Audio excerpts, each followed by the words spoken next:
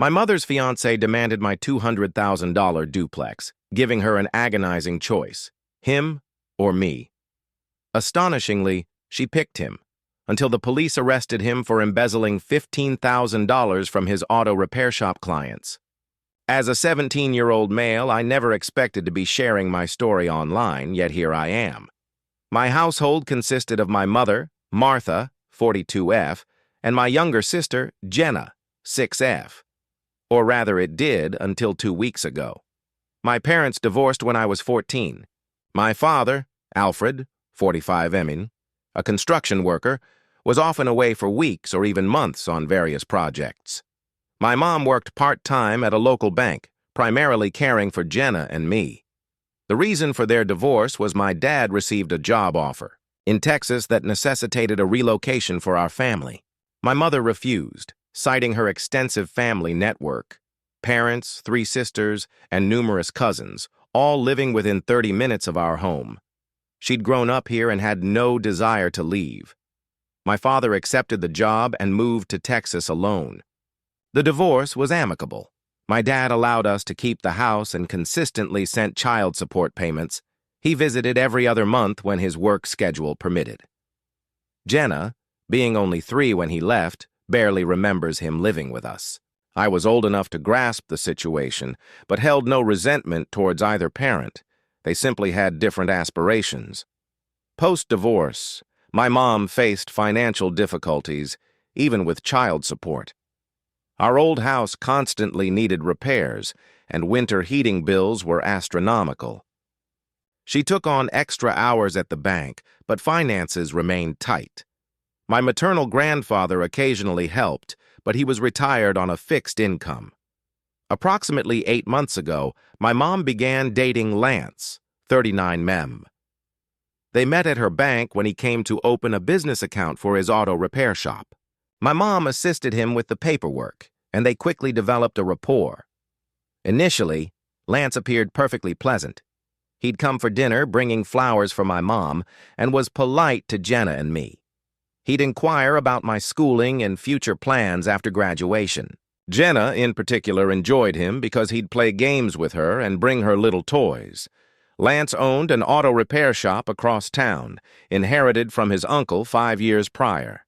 The shop was successful, being the only full-service garage in our region, attracting customers even from neighboring towns. He resided in a comfortable apartment above the business. 3 months ago, Lance proposed to my mom, and she accepted instantly. I was surprised, given they'd only been dating 5 months, but my mom appeared genuinely happy. She began planning a small summer wedding. Lance moved in with us right after the engagement, and that's when everything began to shift. Lance immediately started commenting on our household expenses. He complained about the heating bill, suggesting we lower the thermostat, and criticized Jenna and me for leaving lights on, claiming it wasted electricity. He began purchasing cheaper groceries, insisting my mom cut back on spending. Lance's attitude toward me also changed.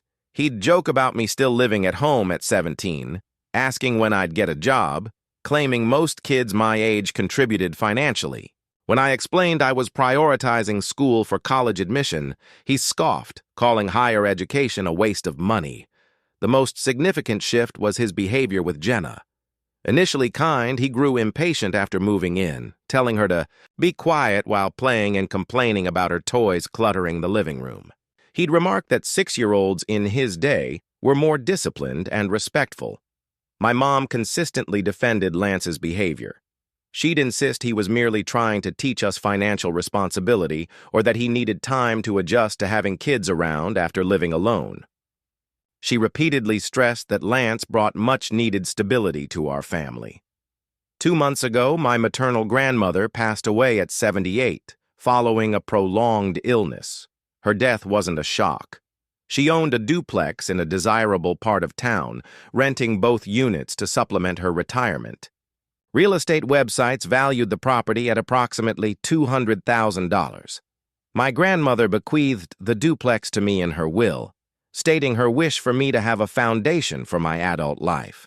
The will specified that a lawyer would manage the property and collect rent until my 21st birthday, at which point full ownership would transfer to me. My mom was taken aback when the will was read. She knew her mother owned property, but not that I was the inheritor. Her three sisters were also surprised, but didn't seem upset, each receiving $10,000 and some jewelry. My mom inherited my grandmother's car and some furniture. Lance's reaction, however, was markedly different. He immediately began interrogating about the duplex, its rental income, current tenants, lease expiration dates, and my plans for selling or continuing to rent. He appeared excessively keen on every detail. The lawyer clarified that the duplex generated $1,800 per month in rent, with a net income of about $200 after taxes, insurance, and maintenance. Lance continued probing about the finances, seemingly calculating figures in his head. That evening, Lance and my mom had a lengthy, hushed discussion in their bedroom. I could hear their voices, but not the words. The next morning, Lance behaved oddly, glancing at me during breakfast, starting to speak, then trailing off. A few days later, my mom called a family meeting, with Lance present. She explained they'd been discussing our family's future, adding that Lance had concerns about my inheriting the duplex at such a young age. Lance interjected, asserting that adults with real estate knowledge should manage the duplex. He proposed my mom become the trustee instead of the lawyer, claiming we could save money on excessive legal fees by keeping management within the family. I explained that the lawyer's fees were part of my grandmother's estate plan, and I was content with the current setup. Lance insisted family should handle family business, citing his property management experience from his shop and offering to help my mom manage the duplex. My mom backed Lance, stating it made sense for her to be involved in such a significant financial decision. She expressed worry that I might make mistakes and lose money, repeatedly emphasizing she only wanted what was best for me. I refused to alter the arrangement, wanting to honor my grandmother's specific choice of lawyer. Lance grew agitated, calling me stubborn and ungrateful. He argued my mom had sacrificed much raising me and deserved a voice in decisions impacting the family. The meeting ended poorly. Lance stormed out, my mom following, and I heard them arguing loudly in their bedroom again that night. Over the next few weeks, Lance's behavior towards me deteriorated further. He made snide remarks about me being spoiled and privileged, claiming I didn't appreciate what I had and lacked responsibility. He began assigning me household chores and criticizing my every action. Lance also started suggesting house renovations, like a new kitchen or a backyard deck. When my mom said we couldn't afford them, Lance would pointedly look at me, implying certain family members had undisclosed resources they weren't sharing. Last month, Lance's true motives surfaced. My mom presented a compromise. Lance would pay my college tuition if I signed over the duplex to them. He claimed he'd manage the property, using rental income for my education and living expenses, portraying this as a generous offer. He argued college was costly, promising I'd graduate debt-free. He added that the duplex was too much responsibility for my age, urging me to focus on studies rather than tenants and maintenance. I immediately saw through his scheme. Lance coveted control of the duplex and its income. While offering to fund college, the duplex 4-year income would far exceed tuition, meaning he'd essentially trade a fraction of my inheritance for the whole. I flat out refused. Lance grew furious, claiming I was making a colossal mistake, insisting I'd regret not taking his offer given soaring college costs. My mom tearfully begged me to reconsider, assuring me Lance was only trying to help. That night, Lance and my mom had their most explosive argument yet. I heard Lance shouting about ungrateful kids and missed opportunities while my mom tried to placate him.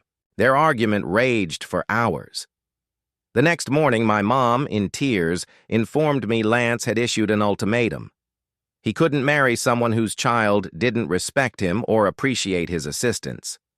He claimed I was disrupting their relationship, demanding a change. She pleaded with me to consider what was best for the entire family, as Lance made her happy, and she didn't want to lose him. I was stunned my mom would ask me to surrender my inheritance for her boyfriend's happiness. I told her Lance was manipulating us both, and that if he truly loved her, He wouldn't make such demands. My mom grew defensive, asserting Lance had valid concerns about my maturity. She claimed he was investing in my future, and I was selfishly refusing, adding that I didn't understand her struggles finding someone willing to take on a family with 2 children. 3 days later, my mom delivered Lance's ultimate demand. He'd call off the engagement and move out unless I signed over the duplex within a week. She said Lance felt disrespected and couldn't build a life with a child who opposed him at every turn. My mom was practically begging me to comply, stating her love for Lance and desire to marry him. She urged me to consider her happiness for once, given I'd soon leave for college, and insisted the duplex would only complicate my life. It became clear my mom had chosen Lance over me, willing to sacrifice my inheritance to please him. Lance had successfully created a rift between us, and she couldn't see it. That night, I called my dad, recounting everything since Lance moved in. After a long silence, my dad suggested I come stay with him in Texas until things settled. He drove 18 hours straight, arriving yesterday morning while my mom was at work, and Lance at his shop.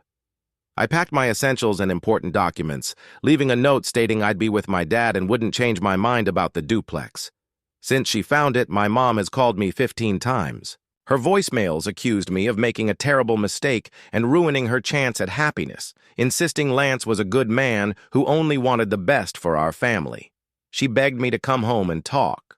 Lance also called, his message branding me a spoiled child and blaming my selfishness for my mom's heartbreak. He claimed he was merely trying to help me succeed, asserting I was too immature to see it. I haven't replied to any calls. I'm staying with my dad in Texas and will likely finish my senior year here. He's assured me I can live with him indefinitely. My dad expressed pride in me for standing my ground and not succumbing to their bullying. The lawyer managing my inheritance confirmed no one could force me to sign over the property. My grandmother's will was explicit and unchangeable. He also noted such attempts by family members to pressure beneficiaries were common. My thoughts kept returning to Jenna and the impact on her. At just 6, she couldn't possibly grasp what was happening. My mom would likely tell her I abandoned the family. Lance would probably become her stepfather, and she'd grow up under his influence. I worried about Lance's true nature and Jenna's well-being. Yesterday, my mom texted, stating Lance had called off the engagement due to my actions. She claimed he couldn't marry into a family where he felt disrespected, blaming me for destroying her happiness and insisting I'd regret this decision forever. I have no regrets about leaving. Lance revealed his true colors, and my mom sided with him over her own son. Though I lost my mother's support, I secured my inheritance and future. I only wish circumstances could have been different. Update 1.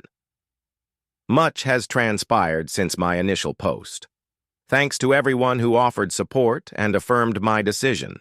For those requesting updates, here's what's happened.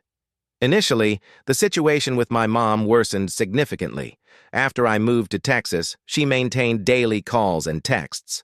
She vacillated between pleading for my return and blaming me for ruining her life, asserting Lance was our family's greatest asset and I'd selfishly destroyed it. Lance also persisted in contacting me, his messages growing increasingly venomous. He labeled me ungrateful and declared I'd fail without his guidance. He claimed my dad was a deadbeat who abandoned his family and that I'd end up just like him. He even threatened to contest my inheritance despite the lawyer confirming its impossibility. My dad finally instructed me to block both their numbers. He reasoned they were harassing me, and I didn't need to endure their abuse. He was right. Once blocked, I could concentrate on adapting to life in Texas. My dad lived in a modest, clean, and quiet apartment near his construction site. Despite his long work hours, he made a concerted effort to spend evenings with me. We'd discuss school, my college plans, and the events back home. He listened without judgment and offered sound advice. I enrolled in the local high school to complete my senior year. Adjusting to a new environment was challenging, but the guidance counselor helped me catch up, and teachers were understanding. I was taking the same courses as in Ohio, ensuring I'd graduate on schedule. My dad introduced me to coworkers with kids my age who invited me to hang out and made me feel welcome. It was different from my old friends, but these kids were kind and included me. I'm adapting better than anticipated. The lawyer managing my inheritance has maintained regular contact, reporting the duplex's strong performance, with both tenants current on rent. He manages all maintenance and property tasks, sending monthly income and expense reports. Seeing those figures reinforces I made the right choice. 3 weeks after my departure, my Aunt Lisa, 39F, my mom's youngest sister and someone I've always gotten along with, called. She stated she had crucial information about Lance that my mom wasn't aware of. Lisa worked as a courthouse secretary, processing legal documents and court filings, granting her access to public records like divorces, bankruptcies, and civil lawsuits. After Lance proposed to my mom, Lisa decided to run a background check on him. She explained she always did this for family members entering serious relationships, wanting to protect them. She searched Lance's name in court records for any legal issues. What Lisa discovered was shocking. Lance had been married not once but twice before. Both marriages ended in contentious divorces, with his ex-wives alleging financial abuse. Court records indicated Lance had attempted to gain control of his former spouse's assets in both instances. Lance's first wife owned a small beauty salon. Upon their marriage, during their divorce, she accused Lance of coercing her to add his name to the business deed. When she refused, he grew controlling, eventually emptying their joint bank account and vanishing for 2 weeks. The divorce finalized with Lance receiving nothing from the salon. Lance's second wife inherited a house from her grandmother, mirroring my situation. Divorce documents stated Lance persuaded her to refinance the house and use the funds to expand his auto repair business. When their marriage ended, she was left with a substantial mortgage, while Lance retained the business improvements. She had to sell the house to clear the debt he incurred. Lisa also unearthed that Lance filed for bankruptcy 6 years prior. His auto repair shop was failing, deep in debt to suppliers and creditors. The bankruptcy allowed him to retain the shop building but erased most of his other debts, occurring just after he inherited the business from his uncle. Lisa attempted to warn my mom about these findings months ago, showing her court documents, and explaining Lance's pattern of targeting women with assets. My mom refused to listen, accusing Lisa of jealousy and trying to sabotage her relationship. My mom even told Lance that Lisa had investigated his background. Lance became enraged, demanding my mom cut off contact with Lisa. He claimed Lisa was toxic and poisoning my mom's mind against him. My mom sided with Lance, ceasing communication with Lisa. Lisa called me, concerned Lance might manipulate my mom into further pressuring me about the duplex.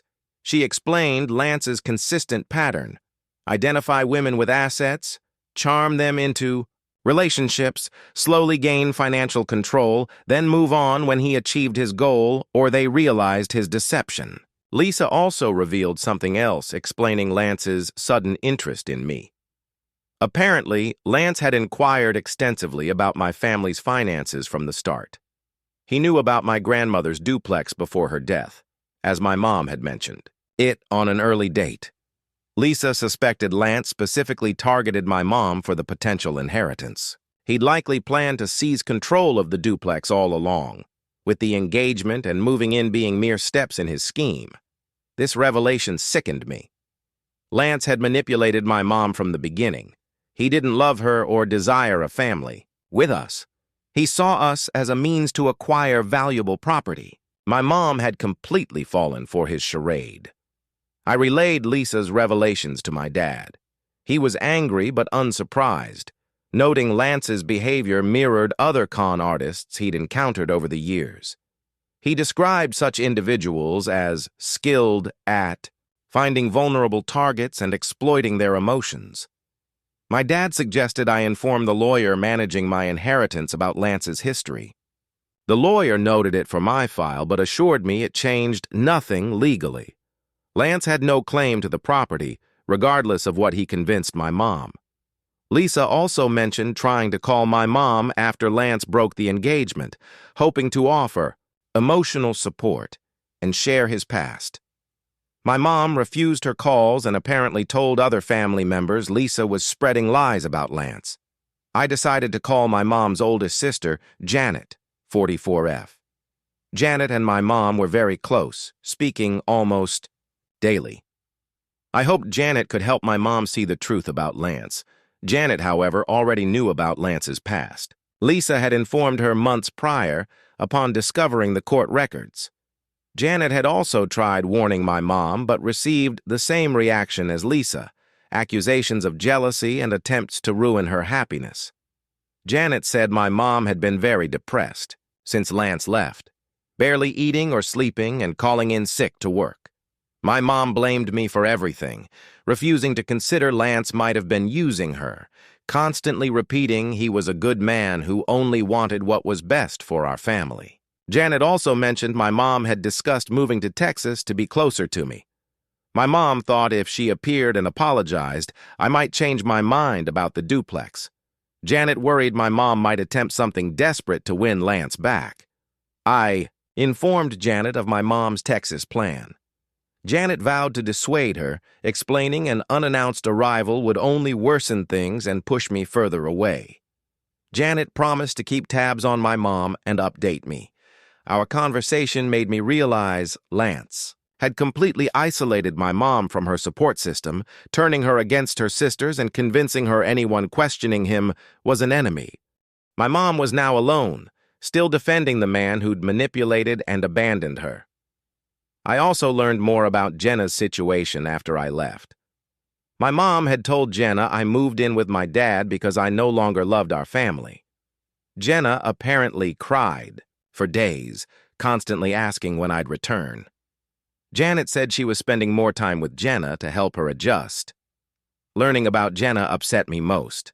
My mom was using a 6-year-old for emotional manipulation, making Jenna believe I'd abandoned them when Lance was truly responsible for my departure. Jenna didn't deserve to be caught in this mess.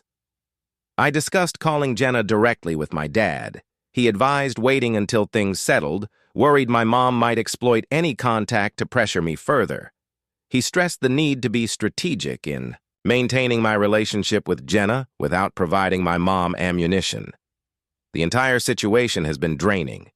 Learning Lance's history clarified everything, but also infuriated me with how completely he'd deceived my mom. She'd chosen a con artist over her own son, still defending him even after he abandoned her. I'm relieved I trusted my instincts and resisted their pressure. Had I signed over the duplex, Lance would have taken it and likely abandoned my mom. Anyway, once he got what he wanted, at least now I retain my inheritance, and my mom might eventually grasp Lance's true nature. My dad says healing from such family trauma requires time, reminding me I can't control my mom's choices, only my own reactions.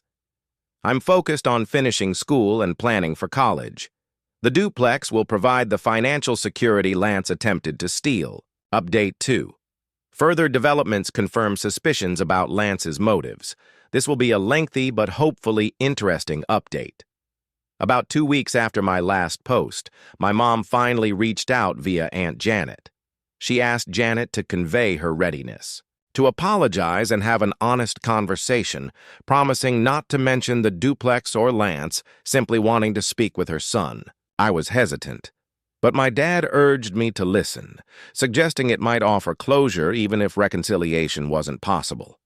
We scheduled a call when he could be home for support. The conversation began amicably. My mom apologized for choosing Lance over me, admitted her errors, and said she terribly missed me, regretting how everything unfolded. Her remorse seemed genuine, and I began to believe we could mend things. But then she shifted to Lance. She claimed he'd contacted her days after their breakup, apologizing for his handling of everything.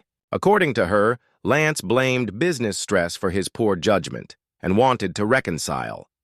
My mom claimed Lance realized he was wrong about the duplex, supposedly saying he only wanted my success, but approached it incorrectly. He allegedly promised to respect my inheritance decision if given another chance to be a good stepfather. I couldn't believe my mom was falling for his manipulation again. I told her Lance had a history of targeting women with assets and asked if she knew about his previous marriages. My mom grew defensive, claiming people spread rumors about Lance to turn her against him. When I brought up Aunt Lisa's court records, my mom insisted Lance had already explained everything, depicting his ex-wives as bitter women who tried to financially ruin him. She maintained Lance was the victim in both past situations, having learned from them. My mom then dropped a bombshell. Lance proposed a new arrangement, claiming it would benefit everyone. He wanted to marry her and legally adopt both Jenna and me. In return, I'd keep the duplex, but Lance would professionally manage it, claiming this would teach me responsibility while keeping the property in the family. I recognized this as another manipulation. He was backing off the duplex to re-enter our lives, knowing that once married and legally my stepfather, he'd find other avenues to pressure me. I unequivocally told my mom no, Lance couldn't be trusted. She began crying, calling me unreasonable, insisting Lance had genuinely tried to change and I wasn't giving him a fair chance. She pleaded with me to consider what was best for the family and for Jenna, who missed a father figure. The call ended poorly, my mom hanging up when I refused Lance's new proposal. I felt back to square one with her still choosing him despite everything. My dad praised my steadfastness, noting Lance was clearly desperate to re-enter our lives, using my mom's emotions to manipulate the situation. He warned that desperate individuals can be unpredictable, urging extra caution. My dad decided to take time off work, driving me to school for the next few days until Lance definitely left Texas. He also called my Aunt Janet to inform her of Lance's actions. Janet was horrified, promising to help my mom understand Lance's inappropriate behavior. The next day, Janet called with disturbing news. She'd tried talking to my mom about Lance's Texas trip, but my mom defended his actions. Even worse, my mom had apparently given Lance money for gas and hotel expenses, actively supporting his decision to follow me. Janet also revealed Lance had been staying at my mom's house since their supposed reconciliation, having moved back in days before driving to Texas. My mom hadn't mentioned this during our call, likely knowing I'd be upset. The news of Lance living with my mom again worried me about Jenna's safety. I asked Janet to check on Jenna regularly for any signs of mistreatment. Janet promised to visit more often and observe Lance's interactions with Jenna. Janet shared something else, explaining Lance's desperation. His auto repair shop was again facing financial difficulties. Several customers had complained about shoddy work and overcharging.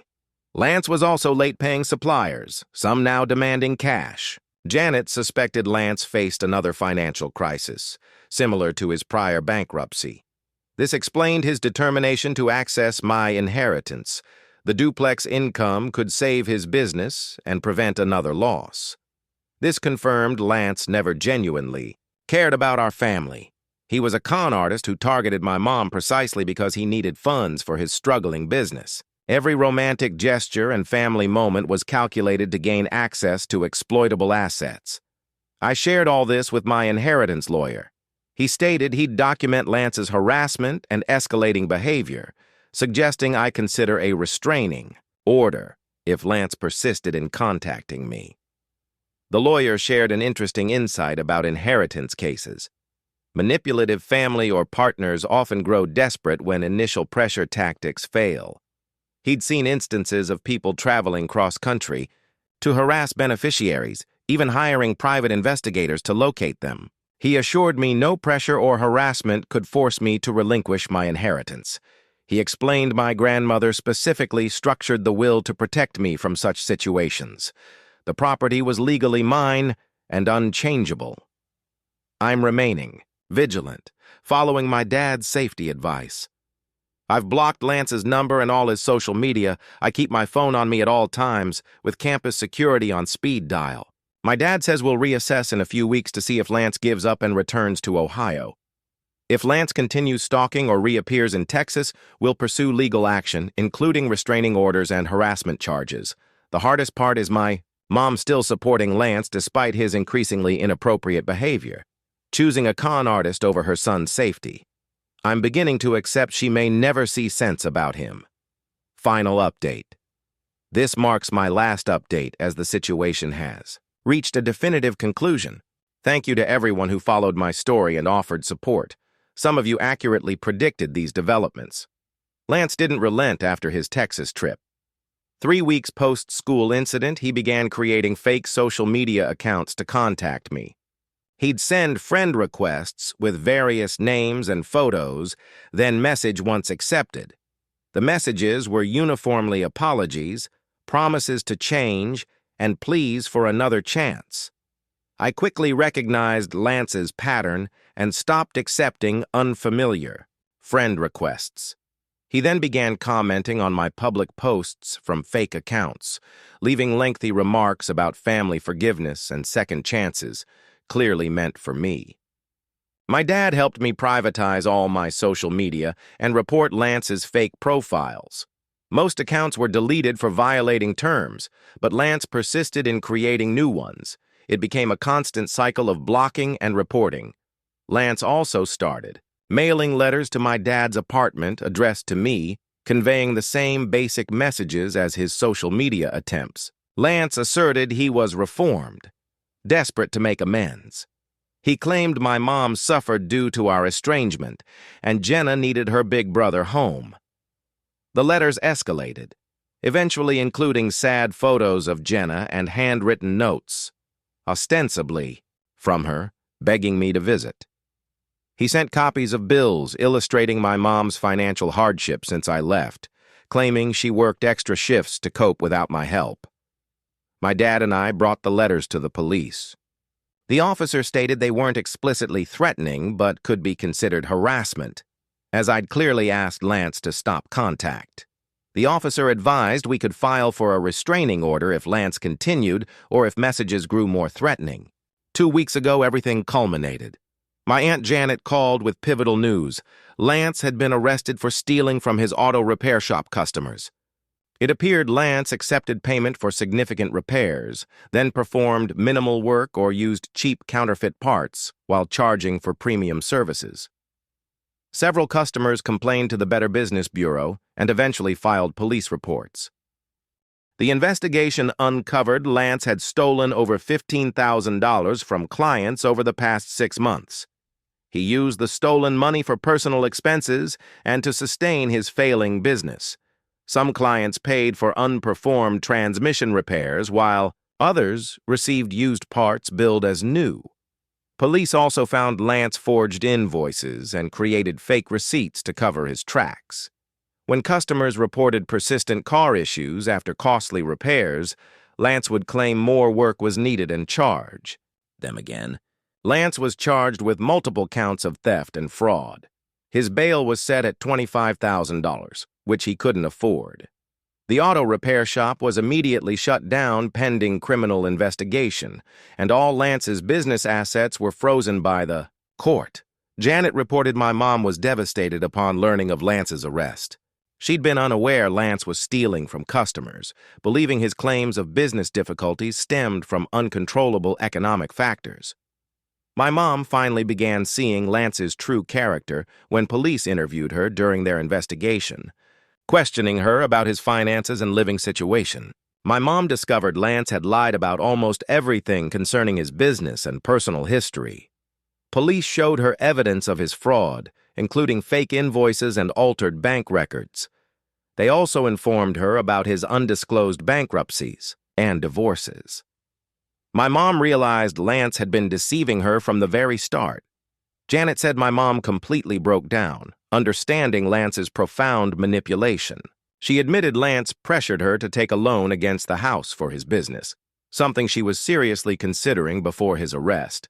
My mom also confessed Lance had questioned her extensively about my inheritance from the onset of their relationship.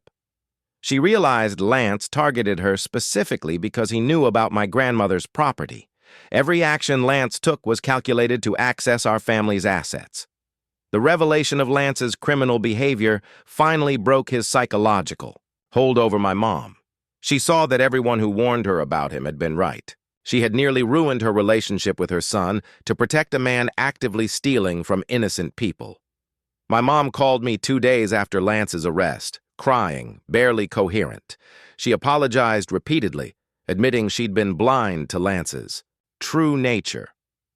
She admitted choosing Lance over me was a complete mistake.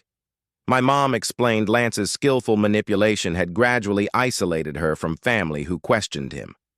He convinced her others were jealous, trying to sabotage her happiness. She believed his lies about his ex-wives and business problems. My mom also revealed Lance's financial abuse during their relationship. He convinced her to add his name to her bank account, then used her money for personal expenses, claiming it was normal for engaged couples and demonstrated his commitment. He also pressured her to refinance the house, investing the money in his business expansion. He argued this would benefit the family by generating more household income. My mom now realized Lance planned to steal her house equity, just as he did with his second ex-wife. My mom begged my forgiveness, asking if I'd consider visiting home. She understood if I could never trust her, but hoped we could eventually rebuild our relationship.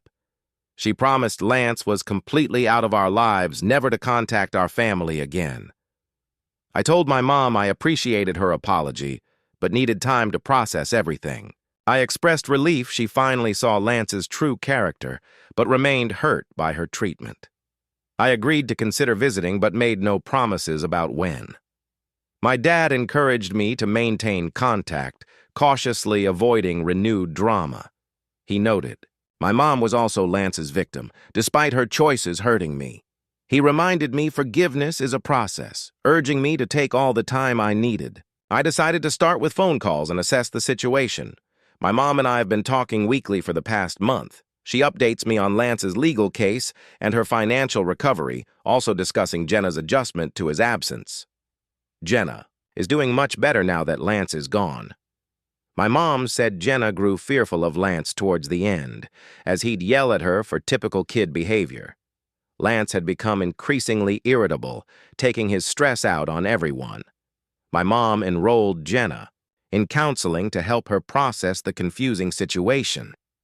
The counselor noted Jenna showed signs of relief with Lance gone. Jenna had been walking on eggshells around him and could now just be a normal 6-year-old again. Lance's criminal trial is set for next month. The prosecutor expects a guilty plea for a reduced sentence. Lance will likely serve 2 to 3 years in prison and pay restitution to his victims. His auto repair shop will be sold to cover the stolen funds. My mom's finances are stable now that Lance isn't draining her resources. She discovered he'd taken nearly $3,000 from her account over recent months for hidden personal expenses. The bank is assisting her in recovering these funds as part of Lance's restitution. My mom also learned Lance intercepted some of her mail, including bank statements and credit card offers, monitoring her finances far more closely than she realized. Lance had even applied for a credit card in her name without her knowledge, though it was denied. The ordeal with Lance taught my mom crucial lessons about financial boundaries and protecting herself from manipulation. She closed the joint bank account, changed all her passwords, and asked her sisters to help her spot warning signs in future relationships. I'm completing my senior year in Texas and will graduate on schedule. I've been accepted to several colleges and plan to use the duplex income for my education. The property continues to perform well under the lawyer's management, ensuring my financial security through college. My relationship with my mom is gradually improving, though full healing will take time. I plan to visit Ohio this summer to see Jenna and extended family. I might consider returning to Ohio for college if enough trust can be rebuilt with my mom. My dad has been incredible throughout this entire ordeal. He welcomed me without hesitation and supported me through Lance's harassment campaign, helping me realize I made the right choice by protecting my inheritance and standing up for myself. My grandmother's duplex is more than just money. It symbolizes her faith in my future and her desire for my success. Lance attempted to steal that gift for his selfish gain. I'm grateful I had the strength to resist his manipulation and preserve her legacy. This painful experience taught me invaluable lessons about family trust and standing up for what's right. I'm eagerly anticipating college and building an adult life on the strong foundation my grandmother's generous gift provided. My sister married my abusive ex-boyfriend, forcing me to relocate to a new city due to their relentless harassment. As a 26-year-old female, I never imagined this predicament. My older sister, Natalie, 28F, recently married Ryan, 31M, whom I dated for 2 years in college. Our relationship was toxic and abusive, though I only recognized its severity after we broke up. Despite our 2-year age gap, Natalie and I were inseparable growing up, sharing a room, clothes, and secrets. With our busy lawyer parents often working long hours, we relied on each other for company. We'd spend hours in the backyard creating elaborate fantasy worlds as princesses or spies. Our bond remained strong as we aged, staying up late discussing boys, future dreams, and fears. Natalie was always the more extroverted one, while I was introverted and reserved. She'd always encouraged me to be more outgoing and consistently defended me against bullies at school. When Natalie left for college, it was difficult being apart for the first time. We called each other daily, and I visited on weekends whenever possible. She'd describe college life, and I eagerly awaited joining her. 2 years later, when it was my turn for college, I was thrilled to reunite with my sister. Attending the same school had always been our dream, and now it was reality. During my freshman year, I met Ryan. A junior, he seemed incredibly mature and sophisticated to my 18-year-old self. We met at a party Natalie invited me to. She was friends with his roommate and introduced us. Ryan was charming and attentive, making me feel uniquely special. He asked for my number that night, and we began texting constantly. Our first date was magical. Ryan took me to an expensive off-campus restaurant I couldn't have afforded. He ordered wine for us both, though I was underage, making me feel sophisticated and adult. We talked for hours about our families, dreams, favorite books, and movies, feeling like we had everything in common. Things progressed rapidly. Within weeks, we were official. I was head over heels in love for the first time. Ryan would surprise me with flowers and small gifts, leaving sweet notes in my textbooks. He always wanted to spend time together, which I found flattering. Looking back, the red flags were evident from the start. Ryan became jealous if I spoke to other guys, even classmates on group projects. He'd interrogate me about my male friends and suggest I stop seeing them. He'd comment on my clothing, deeming certain outfits too revealing and insisting I change. At the time, I perceived this as protective, believing it indicated genuine care. Months passed, and Ryan's controlling behavior escalated. He'd get angry if I didn't immediately answer calls or texts. He started appearing unannounced at my dorm or the library. He'd accuse me of cheating if I was even minutes late. I began walking on eggshells around him, terrified of triggering his temper. I confided in Natalie about some of Ryan's actions, but minimized their severity, embarrassed to admit I was in such a toxic relationship. Natalie expressed concern, but I assured her everything was fine, not wanting her to think I couldn't handle my first serious relationship. The physical abuse began about a year into our relationship. The first incident occurred during an argument about me attending a party without him. He grabbed my arm, leaving bruises. Immediately, he was apologetic, crying and begging forgiveness, swearing it would never recur. I believed him and told no one, but it happened repeatedly. The abuse escalated. He'd slap, push, and throw objects at me. Once, he punched my stomach so hard I couldn't breathe. Another time, he choked me until I nearly blacked out. After each incident, he'd express remorse, showering me with affection, promising change. I clung to hope that the sweet guy I'd fallen for would return. I became isolated, spending time only with Ryan. My grades plummeted from constant stress, and I lost weight due to anxiety. Natalie noticed my changes and tried to talk, but I pushed her away, ashamed and afraid to admit what was truly happening. The breaking point arrived just after my 21st birthday. Ryan and I had a massive fight because I'd gone out for drinks with girlfriends to celebrate. He was furious I'd gone without him. When I returned home, he was waiting in my apartment. He had a key by then. He flew into a rage, hitting me repeatedly and threatening to kill me if I ever tried to leave. I truly feared for my life that night. The next day, while Ryan was at work, I packed what I could and fled to Natalie's apartment. Seeing my bruised face, she broke down. I finally told her everything. She wanted to go to the police, but I was too afraid. Instead, she helped me block Ryan's number and social media. She let me stay until I found a new apartment with an unknown address to Ryan. The months following the breakup were incredibly difficult. I suffered nightmares and panic attacks, becoming jumpy and afraid to go out alone. I eventually agreed to see a therapist, which helped me begin processing the trauma. Slowly, I started healing and rebuilding my life. Natalie was my unwavering support then. She'd stay up with me when I couldn't sleep, hold me during tears, and reassure me of my strength. She attended therapy appointments with me and helped me catch up on schoolwork. Her support was invaluable to my recovery. Over the next few years, I prioritized myself. I dedicated myself to my studies, graduating with honors. I secured a good job at a marketing firm in our hometown, made new friends, and even cautiously started dating again. I felt I was finally in a good place. Then, about 6 months ago, Natalie delivered a bombshell. She and Ryan had reconnected and started dating. I was blindsided. How could my own sister, who witnessed his abuse firsthand, be with him? I felt betrayed and sick.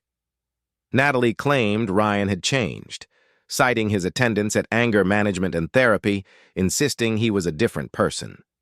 I couldn't believe it. The Ryan I knew was a master manipulator. I was certain he was faking it to fool Natalie. I begged her to reconsider, reminding her of his past actions, but she dismissed my concerns, stating it was all in the past and I needed to move on. She accused me of jealousy and trying to ruin her happiness. Our once close relationship grew strained and distant. My parents were torn. They disapproved of Natalie dating Ryan, knowing his past actions towards me, but also feared alienating their elder daughter. They initially tried to remain neutral, which only left me feeling unsupported and isolated. Things rapidly escalated.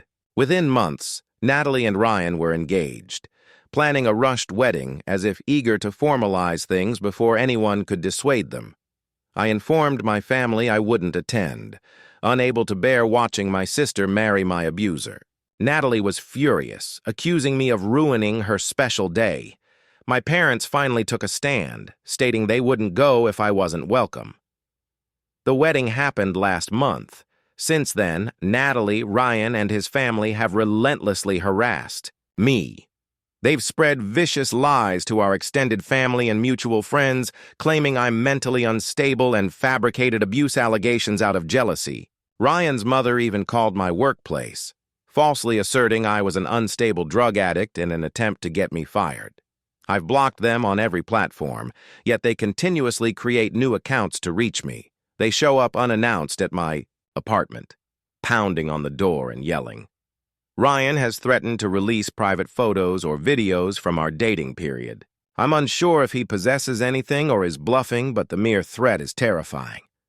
I'm at my breaking point with their harassment, considering a restraining order, though I'm unsure if it would improve or worsen things. I just want them out of my life permanently. The stress is impacting my work and health.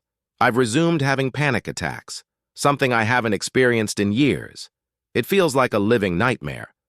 The person who was once my closest friend is now married to my abuser, and both seem intent on destroying my life. I'm at a loss on how to make it stop. Update 1. A month has passed since my last post, and Natalie and Ryan's harassment has, unfortunately, intensified. After careful thought and discussion with my therapist, I decided 2 weeks ago to file for a temporary restraining order against both of them.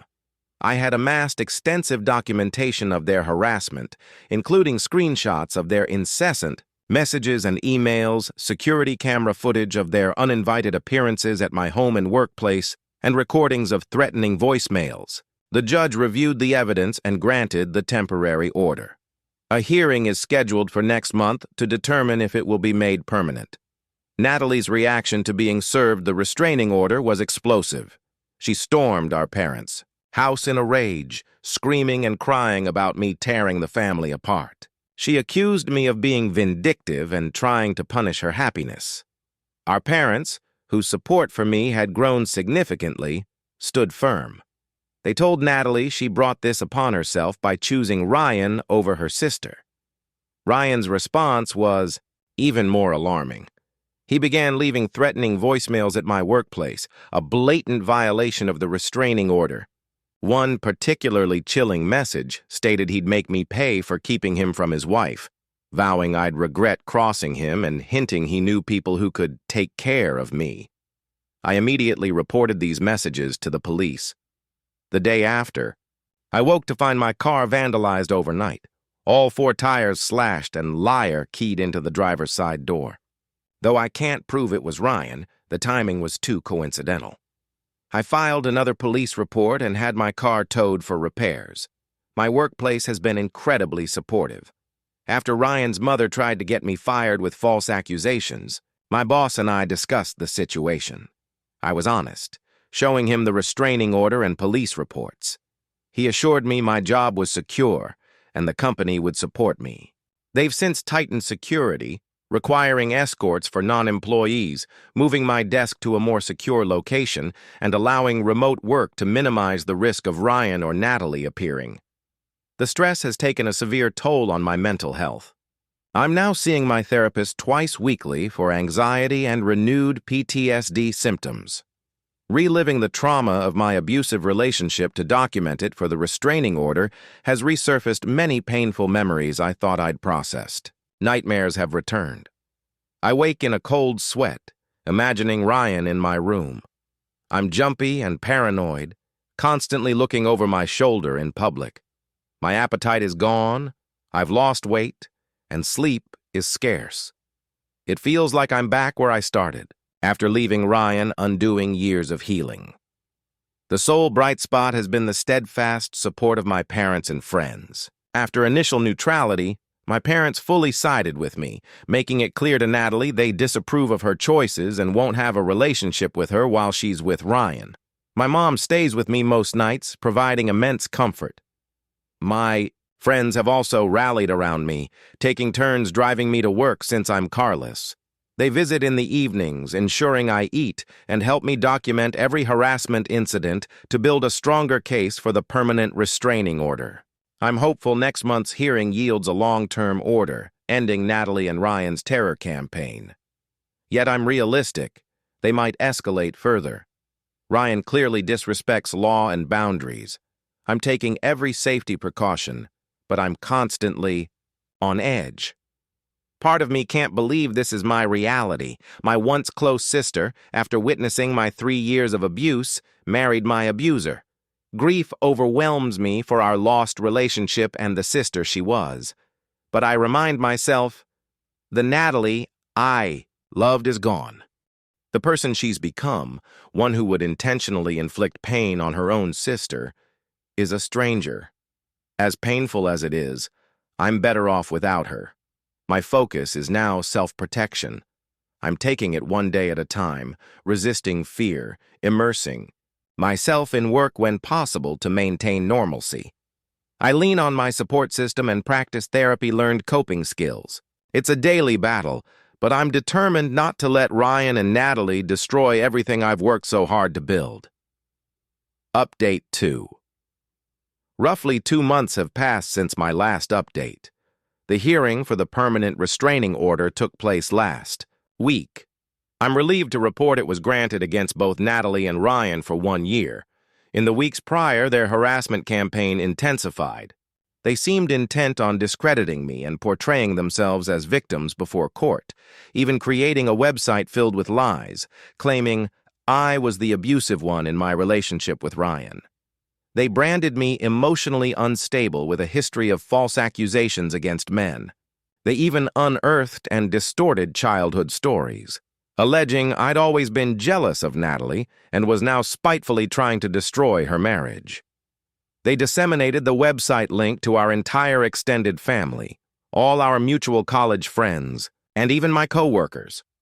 While most saw through their deception, it was humiliating to have my personal life exposed. Some distant relatives and old acquaintances, unaware of the full story, reached out, asking if I was okay or expressing mental health concerns. Constantly defending myself and rehashing painful past details was exhausting. The day before the hearing, I received an anonymous email containing several old intimate photos of me. The message threatened to release them publicly if I proceeded with the restraining order. I was shaken but resolved not to let their blackmail deter me from self-protection. I forwarded the email to my lawyer as additional evidence. At the courthouse, I was a nervous wreck. Seeing Ryan in person again after years made me physically ill. He and Natalie attempted to approach me in the hallway before the hearing, but my lawyer thankfully intervened. Once before the judge, I presented all evidence of their harassment, threatening messages, the vandalized car, the defamatory website, and the photo blackmail attempt. My therapist testified about my PTSD symptoms resulting from their actions. My boss spoke about work disruption and necessary security measures. Ryan claimed it was all a misunderstanding, stating he merely wanted to clear the air. He insisted he and Natalie were worried about me and sought amends, portraying himself as a changed man who'd overcome past mistakes. Natalie supported him, saying I was blowing everything out of proportion because I couldn't accept their relationship. Fortunately, the judge saw through their act. She noted their actions far exceeded reconciliation attempts, forming a clear pattern of harassment and intimidation. She granted the restraining order, sternly warning Ryan and Natalie that any further contact or retaliation would result in criminal charges. Leaving the courthouse, a huge wave of relief washed over me. For months, I hadn't felt this sense of ease, knowing I had legal protection from their abuse. Yet I also knew this was likely just the start of a long journey. My relationship with Natalie seemed permanently shattered. As we left court, she screamed in the parking lot that I was dead to her, never wanting to see me again. Painful as it is, a permanent separation seems best. I no longer recognize my sister. My parents are devastated but remain fully supportive, making it clear to Natalie they won't have a relationship with her while she's with Ryan. It pains them to be estranged from their older daughter, but they understand the necessity of protecting me. I'm now focusing on healing and moving forward with my life, exploring options for a new apartment with an unknown address to Natalie and Ryan. I'm also considering a job transfer to a new city, seeking a fresh start where they can't easily find me. It's been a hellish few months, but I finally feel stronger. I'm proud of myself for confronting my abuser and refusing to be bullied into silence by him or my sister. I know the path ahead won't be easy, but I'm determined to reclaim my life and find happiness again. Update 3. Approximately 6 weeks have passed since the restraining order was granted, and things have finally begun to calm down. Natalie and Ryan seem to have ceased their harassment, at least for now. I haven't heard from either of them since the hearing. After much deliberation, I accepted the job transfer I was offered, moving to a new city about 3 hours away last week. Leaving my hometown was bittersweet, but I already feel significantly safer and more at peace here. My new apartment building has good security, and I've been careful to keep my location off social media. My company has been incredibly supportive. They allow me to work remotely often and implemented extra office security. My new team is welcoming, and it feels good to focus on work without constantly looking over my shoulder. I'm gradually settling into my new apartment, aiming to make it feel like home. Joining a support group for domestic violence survivors has been profoundly healing, as it helps to connect with others who understand my experiences. I'm actively exploring my new city, striving to overcome anxiety and reclaim my independence. My parents visited last weekend to help me unpack. Saying goodbye was emotional, knowing our visits would be less frequent, but they agreed this move was essential for my safety and mental health. They promised frequent visits, and we set up weekly video calls. They updated me on Natalie. She appeared at their house recently in tears, claiming Ryan hit her during an argument. They urged her to leave him, but she excused his behavior and returned to him the next day. It breaks my heart knowing she's now trapped in the same abusive cycle I endured. I hope someday she finds the strength to leave him, but I understand I cannot be the one to help her. I must protect myself first. I'm cautiously optimistic about this new chapter. For the first time in months, I'm excited for the future instead of consumed by anxiety and fear. I know challenges lie ahead, but I feel stronger and more capable. I'm rebuilding my support network here, reconnecting with an old college friend who's showing me around. I'm also exploring hobby groups to meet new people. My therapist helped me find a new counselor to continue treatment. There are still moments I'm overwhelmed, days I miss my old life and close bond with Natalie. But then I remember how far I've come, how much healthier and happier I am now. I'm focusing on self-care and rediscovering joy. I've resumed painting, a college passion abandoned during my relationship with Ryan. I'm taking yoga and learning new recipes, small steps, but they help me reclaim pieces of myself. I know this journey isn't over. I'll likely deal with the abuse's aftermath and my sister's fallout for years. But for the first time, I feel hopeful about the future. I'm proud I was strong enough to leave, stand up for myself, and start anew. Thank you to everyone who supported me through this nightmare. Your kindness and encouragement empowered me to reclaim my life. I'm eternally grateful, hoping my story helps others in similar situations. If you're in an abusive relationship, please know you're not alone and there is hope for a better future. While Natalie remains in her destructive cycle, my focus is unwavering, my own healing and future. The restraining order, now firmly in place, has provided an invaluable shield, effectively ending the direct harassment. My new life in a different city, with my robust support system of parents and friends, offers the safety and peace I desperately craved. I continue therapy, actively participating in my support group, and finding joy in rediscovered hobbies. I've accepted that the sister I once knew is gone, and while that loss aches, I no longer carry the burden of trying to save her. My journey is one of self-preservation and growth. I am building a life defined by my strength, not by the shadows of my past. I am thriving, secure in the knowledge that I chose my well-being over a toxic loyalty, and that decision has set me free. My life now belongs to me, a testament to resilience and the unwavering belief that a better future is always possible, even when facing the deepest betrayals.